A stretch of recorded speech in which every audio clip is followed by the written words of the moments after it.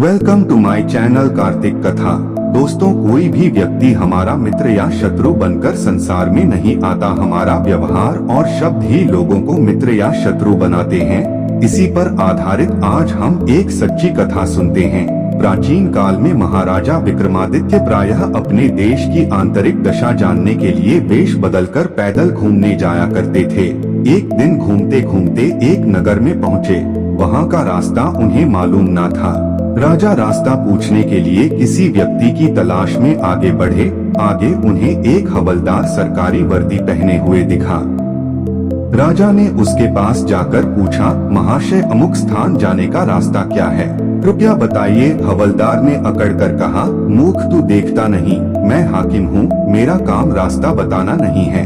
चल हट, किसी दूसरे से पूछ। राजा ने नम्रता से पूछा, महोदय, यदि सरकारी आदमी भी किसी यात्री को रास्ता बता दे तो कोई हर्ज तो नहीं है। खैर, मैं किसी दूसरे से पूछ लूंगा, पर इतना तो बता दीजिए कि आप किस पद पर काम करते हैं? हवलदार ने भौहें चढ़ाते हुए कहा, अंधा है क्या? मेरी वर्दी को देखकर पहचानता नहीं कि मैं कौन हूँ? राजा ने कहा, शायद आप पुलिस के सिपाही हैं। उसने कहा, नहीं, उससे ऊंचा। तब क्या नायक हैं? नहीं, उससे भी ऊंचा। अच्छा, तो आप हवलदार हैं?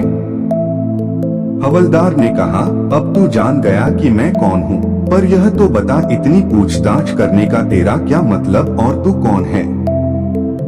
राजा ने कहा, मैं भी सरकारी आदमी हूँ। सिपाही की ऐंठ कुछ कम हुई। उसने पूछा, क्या तुम नायक हो? राजा ने कहा, नहीं, उससे ऊंचा। तब क्या आप हवलदार हैं? नहीं, उससे भी ऊंचा। तो क्या दरोगा है? उससे भी ऊंचा। हवलदार ने कहा, तो क्या आप कप्तान हैं? राजा ने कहा, नहीं, उससे भी ऊंचा। सूबेदार जी हैं? नहीं, उससे भी ऊंचा। अब तो हवलदार घबराने लगा। उसने पूछा, तब आप मंत्री जी हैं? राजा ने कहा, भाई, बस एक सीढ़ी और बाकी रह गई है। सिपाही ने गौर से देखा तो शादी पोशाक में महाराजा विक्रमादित्य सामने खड़े हैं। हवलदार के होश उड़ गए। वह गिड़गिड़ाता हुआ राजा के पांव पर गिर पड़ा और बड़ी दीनता से अपने अपराध की माफी मांगने लगा। राजा ने कहा, माफी मांगने की कोई बात नहीं है। मैं जानता हूँ कि जो जितने नीचे हैं वह उतने ही अकड़ते हैं। जब तुम बड़े बनोगे तो मेरी तरह तुम भी नम्रता का बर्ताव सीखोगे। जो जितना ही ऊंचा है वह उतना ही सहनशील एवं नम्र होता है, और जो जितना नीच एवं ओछा होता है वह उतना ही ऐंठा रहता है। इसीलिए कहा गया है, विद्या विवादाय धनम मदाय शक्ति परेशान परिपीडनाय खलस्य साधोर विपरीत मेतत् ज्ञाने दानाय च रक्षणाय। अर्थात दुष्ट व्यक्ति के पास विद्या हो तो वह विवाद करता है, धन हो तो घमंड करता है, और यदि शक्ति हो तो दूसरों को परेशान करता है।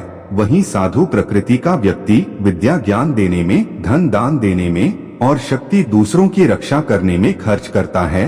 सच्ची कहानी पसंद आई है तो कार्तिक कथा चैनल को लाइक करें, सब्सक्राइब करें, फैमिली एंड फ्रेंड्स में शेयर करें एंड कमेंट में लिखे जय हिंद।